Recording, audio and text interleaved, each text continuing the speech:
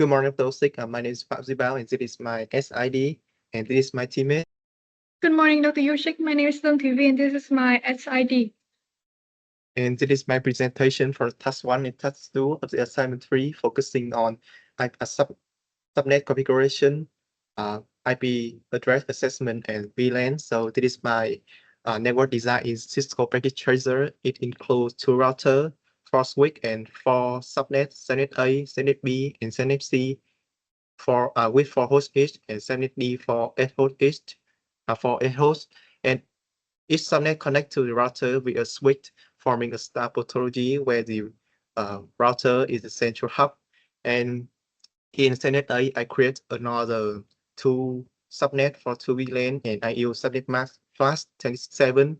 And the reason is that if I try to define a flash 25 subnet, the range of IP from that subnet will extend beyond the boundaries of my flash 26 subnet, which include 62 IP address range. Is the same thing also true with flash 24. And because the requirement require using 4 subnets, this means that I need 4 network IP address. Therefore, I take 2 bits from host address, and that is the reason why I use subnet mark flash 26 for subnet A, subnet B, subnet C, and subnet D. And let's try to ping.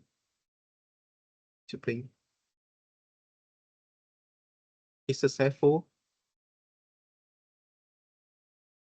Yes, it's also successful. This means that all the devices are fully connected and functional, and IU flash 26 also meet the requirement to minimize the subnet range and maximize for the IP address for the future use. And in the task 2, I have configured 2 VLAN. VLAN 10 is yellow and VLAN 20 is blue. And next, I will try to ping in within the VLAN, host within the VLAN.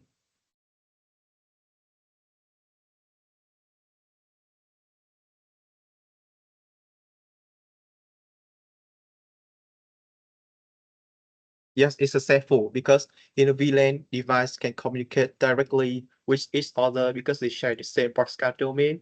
And this means that when a device sends a broadcast domain, all devices in the same VLAN can receive it. And this direct communication is facilitated by layer 2 switch, which forwards traffic based on MAC address within the same VLAN. And let's try to ping to different host in different subnet. Yes, it's also successful. But what happens if I turn off the interface which connect to this switch here? Interface.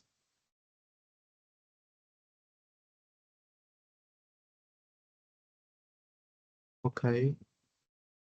Let's try.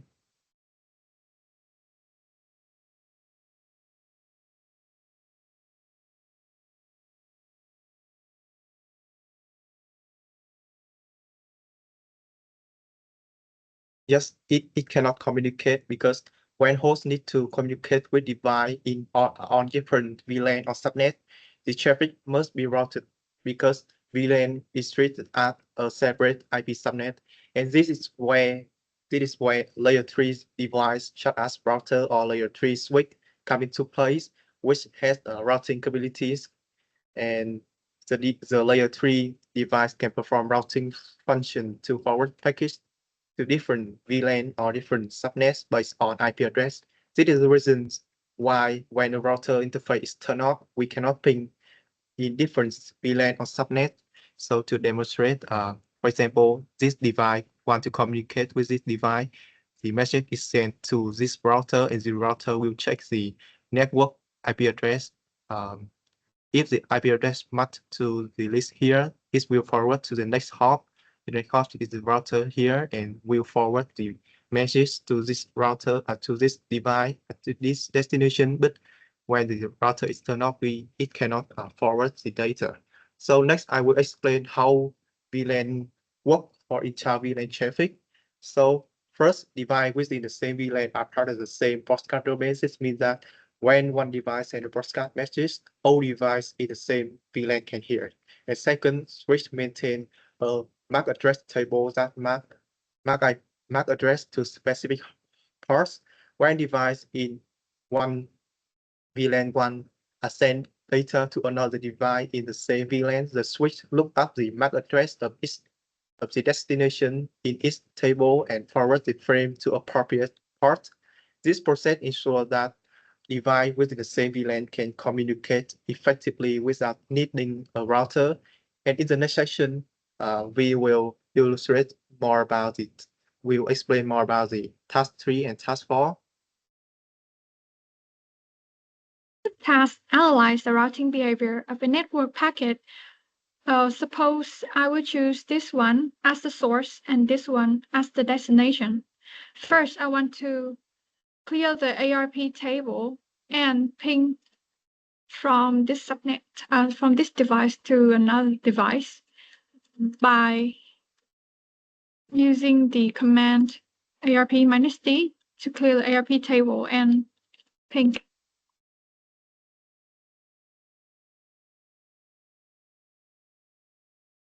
It is successful. Now to analyze the routing behavior of the packet, I will switch to the simulation mode. Make sure that the event list filter only shows the ARP and ICMP. And now I will choose the source and destination and click start. You can see here's the path. It will go from here to V1 and then Bao 1, Bao 2, V4, and then it will reach here. The source PC, the ICMP packet is created with source IP and destination IP. This packet is encapsulated in an Ethernet frame with the PC MAC as the source and the V1 MAC as the destination. The frame enters V1 through the interface FA0/4, which is the ingress point, and exits via G01, which is the egress point to Bao 1. I'll stop here, where the MAC address are updated. You can see here. Bao 1, the packet enters the GI0/1 at the ingress point and exits via GI0/1 egress point towards Bao 2. The MAC headers, it's again stripped and rewritten. The same process, it's repeated at Bao 2, Bao 1. You can see here. And finally, V4 receives the packet at GI V1, except the packet at GI0/1 performs a final MAC rewrite and sends it through FA0/1 to the destination PC in subnet D. It is clear that throughout the entire path, the IP headers stay unchanged, illustrating the role of layer 3 routing.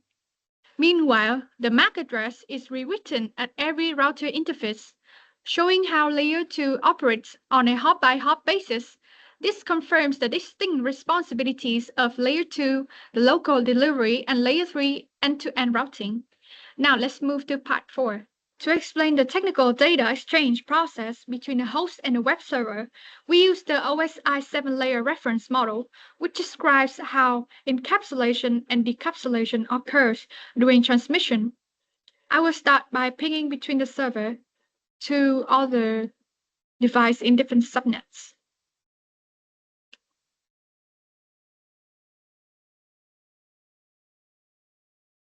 You can see it is successful. I will use that as an example. So I have already configured a DNS server. So instead of entering the IP address of the server while using the web browser, I just need to enter the domain name of my website. Suppose a user on this PC open a web browser. The name of my website.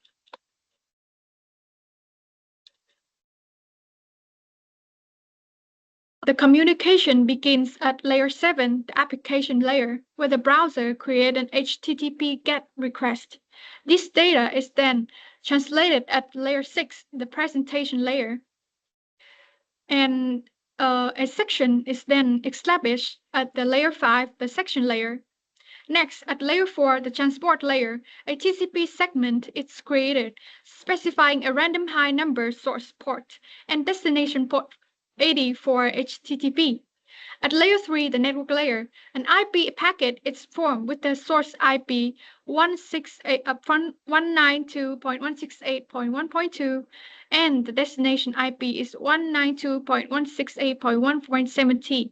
This IP packet is then encapsulated at layer 2, the data link layer, into an Ethernet frame with the source MAC address of the PC and the destination MAC address of its default gateway.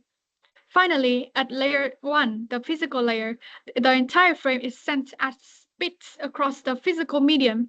This process ensures correct delivery while separating local layer 2 communication from global layer 3 routing. Once the web server at 192.168.1.7T receives the packet, it decapsulates it layer by layer. It accepts the Ethernet frame because the MAC address matches its own. It reads the IP address and TCP headers, recognizes the HTTP request, and it passes it to the web application running on layer 7.